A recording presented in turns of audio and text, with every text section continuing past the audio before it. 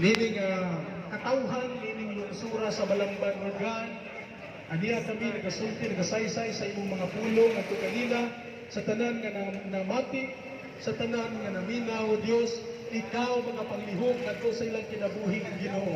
Unsa man nga mga problema, unsa man nga mga suliran, unsa man nga mga balatian na ilang nasinatian karon. Ginoong Dios, ikaw maghatag og kahalpayan ngadto kanila sa tanan nga nagsuffer og anxiety, nagsuffer og depression, sa tanan nga mga problema sa ilahang hunahuna, mental health. Ako nagaampo kanimo Amahan in the name of Jesus na sila makabaton o kalinaw kay ikaw Ginoong Jesus ang prinsipe sa kalinaw. Salamat Ginoo sa iyong pagkamaayo. Panalangin kining among lungsod, Lord God.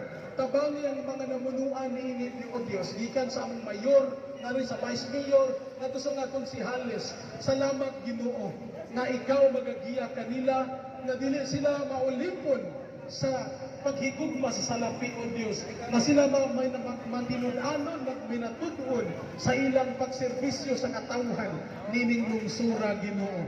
Bisan pa man sa tanan nga mga barangay kapitan o mga barangay konsihal.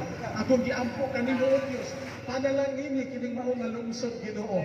O nga unta na kining mao nga lungsod, mahimong lungsod nga adunay kahadlok kanimo o Dios.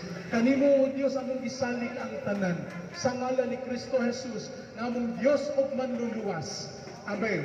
Salamat sa Ginoo mga